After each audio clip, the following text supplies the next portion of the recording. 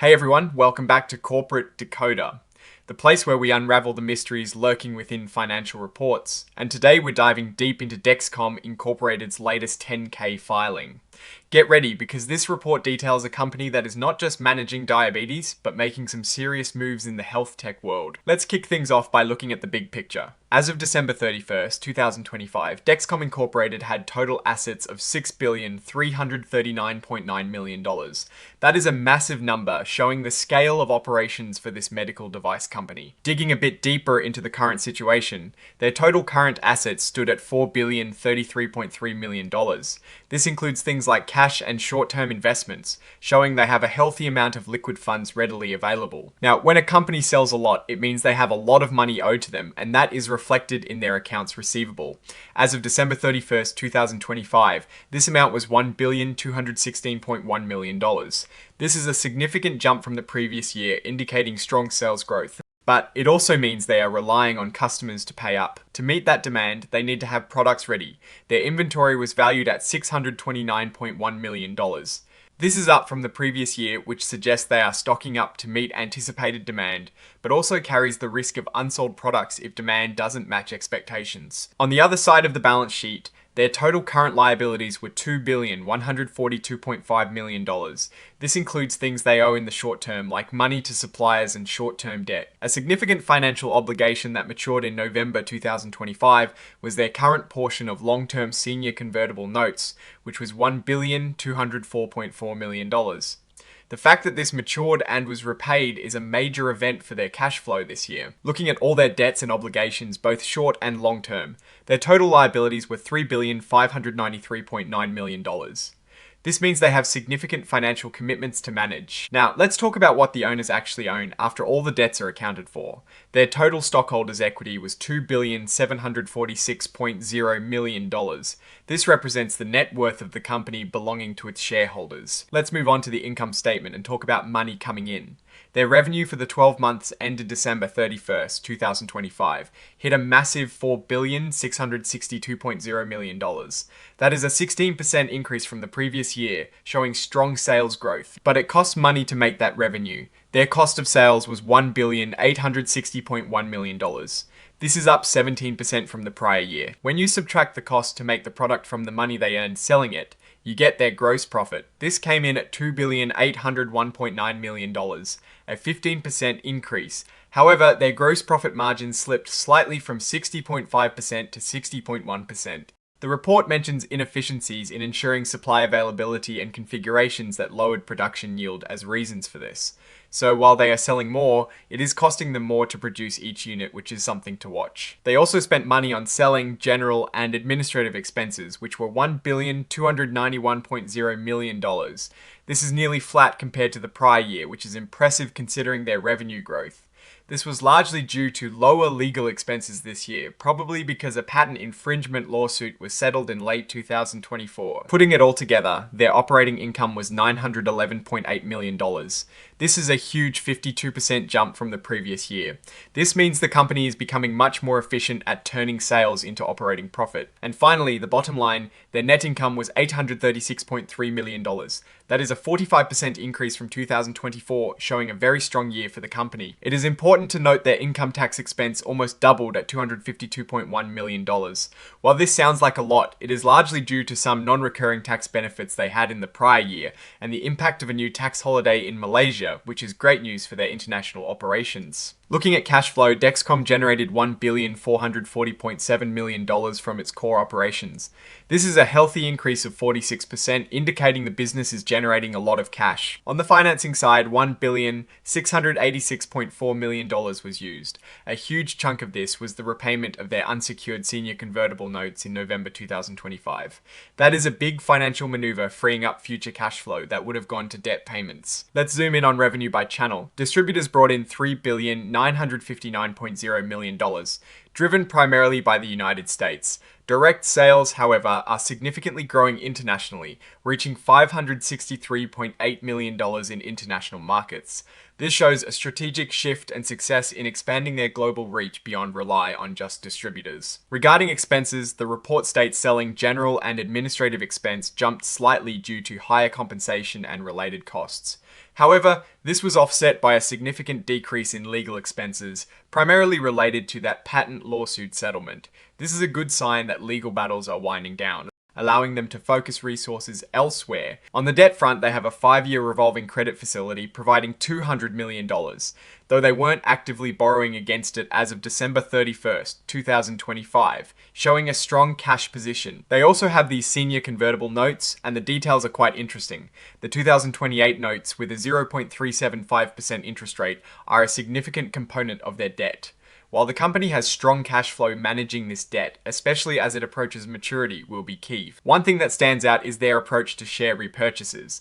They repurchased 7.7 million shares of their common stock for $500 million in 2025 as part of their repurchase program. This shows they are actively returning capital to shareholders, a move often seen when a company believes its stock is undervalued or to boost earnings per share. Their income tax expense increased quite a bit, almost doubling. While this might seem worrying, the report clarifies it is partly due to shortfalls recognized for share-based compensation and the benefit of a Malaysian tax holiday starting up, so it is not as bad as it looks on the surface. In terms of assets, they have a verily intangible asset valued at $64.3 million at the end of 2025. This likely stems from their past collaboration with Verily Life Sciences Incorporated, highlighting investment in future technology and intellectual property. They also hold $218 million in non-marketable equity securities. This hints at investments in other companies, possibly for strategic reasons or future growth. This investment in non-marketable equity securities grew significantly from $119.3 million in 2024, suggesting an increased appetite for strategic investments in the market. Their accounts payable and accrued liabilities jumped to $1,944 million. A huge portion of this increase is due to something called accrued rebates, which more than doubled to $1,487.6 million. This suggests they are offering more discounts or incentives for product sales, potentially to drive volume, but it directly impacts their net revenue. The inventory reserve charges also increased significantly to $92.8 million, up from $53.5 million in the prior year. This means they are writing down more inventory, likely due to products becoming obsolete or not meeting quality standards, which increases their cost of goods sold. Looking at the revenue breakdown, distributor sales remain strong, totaling $3,959.0 million. However, direct sales are rapidly growing internationally, reaching $563.8 million, showing a clear international growth strategy. The company's total revenue for 2025 reached $4,662.0 million. This impressive figure represents a 16% year-over-year increase driven by more customers using their continuous glucose monitoring or CGM systems. However, the report mentions pricing headwinds, meaning they likely face downward pressure on the prices they could charge, possibly due to competition or reimbursement changes. The company is very upfront about pricing and reimbursement challenges. They state that if they experience decreasing prices for their products and are unable to reduce their expenses, it could have a material adverse effect on their business. This is a critical point for any medical device company that relies heavily on insurance coverage and government programs like Medicare and Medicaid. The report details how Medicare's competitive bidding program could negatively impact their reimbursement and lead to price decreases starting in 2028. This is a significant long-term risk they are proactively addressing. Now, no corporate deep dive is complete without looking at legal matters. DexCom Incorporated is facing several securities class action lawsuits. These allegations often involve claims of misleading statements to investors about the company's performance or product issues.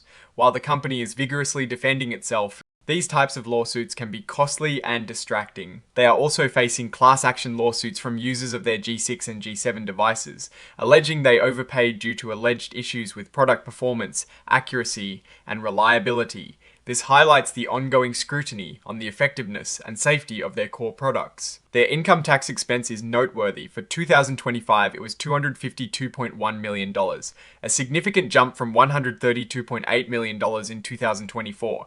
The report attributes this largely to impacts of shortfalls on share-based compensation and a non-recurring benefit related to a Verily milestone payment in 2024. They also mention a tax benefit related to a Malaysia tax holiday. DexCom Incorporated's management asserts that their internal controls over financial reporting are effective. This is a standard declaration, but it is always audited by an external firm, which in this case is Deloitte and Touch LLP.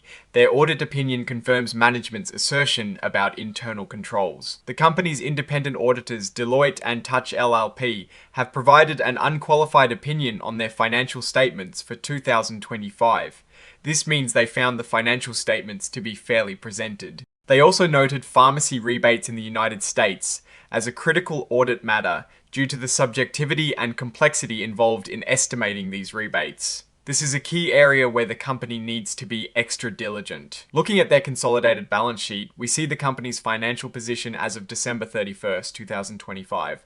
Total assets were $6,339.9 million, and total liabilities were $3,593.9 million, resulting in a solid stockholders' equity of $2,746.0 million. Their consolidated statements of operations show a healthy upward trend. Revenue grew to $4,662.0 million in 2025, with net income reaching $836.3 million.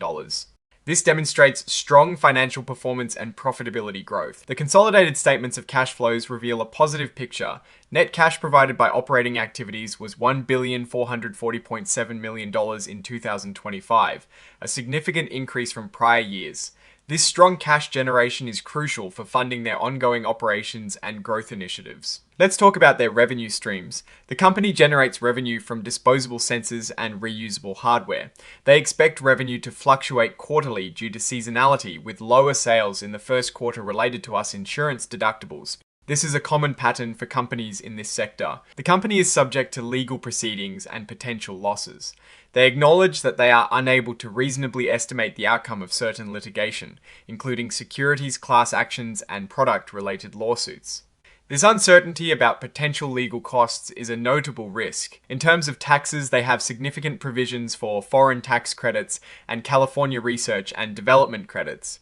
This suggests an active strategy to leverage tax benefits for their international and domestic operations. A considerable portion of their operating expenses is related to share-based compensation, totaling $159.6 million in 2025. This is a significant investment in their employees, aiming to attract and retain talent, but it impacts reported earnings. Okay. So, what is my take on DexCom Incorporated's financial health and future prospects based on this filing? On the one hand, DexCom is firing on all cylinders, posting impressive revenue and net income growth. Their core business of CGM systems is clearly in high demand, and they are expanding strategically into new markets and product categories like their Stallo biosensor. The company is generating a lot of cash from operations, which is fantastic. They are also actively managing their debt, repaying a large note, and demonstrating financial discipline. The international expansion, particularly with new manufacturing facilities, is a ballsy move that shows a commitment to scaling up and controlling more of their supply chain. However, there are some significant risks to consider. The pricing headwinds and slight dip in gross profit margin are crucial red flags. This means it is costing them more to make their products, and they might not be able to pass those costs on to customers easily, especially with increasing competition and pressure from payors to lower prices. The ongoing legal battles, while not having a material impact yet, are a constant source of potential financial strain and distraction. Their reliance on a few major customers also presents concentration risk, meaning if one of those key clients has issues, it could significantly impact DexCom's bottom line. The company's direction seems to be a strong focus on innovation, expanding their product offerings, and growing internationally. They are investing heavily in research and development, which is vital for staying ahead. The push into areas like diabetes and hospital settings shows a clear strategy to broaden their market reach beyond just people with diagnosed diabetes. My overall conclusion is that DexCom Incorporated is a strong company with a promising future, but it is not without its challenges. They are navigating a complex and competitive landscape, and managing costs while continuing to innovate will be paramount. The increasing focus on international markets and potential pricing pressures are areas that will require careful monitoring. Warren Buffett would likely appreciate their revenue growth and cash generation, but he would also be scrutinizing those rising costs and legal risks very closely. Alright, that is our deep dive into DexCom Incorporated's SEC filing. What are your thoughts on their financial performance and these potential risks? Let us know in the comments below. If you found this analysis valuable, Please hit that like button and subscribe for more explorations into the world of corporate finance. And remember, join our Discord community linked in the description below for more exclusive content and discussions. Thanks for watching. See you next time.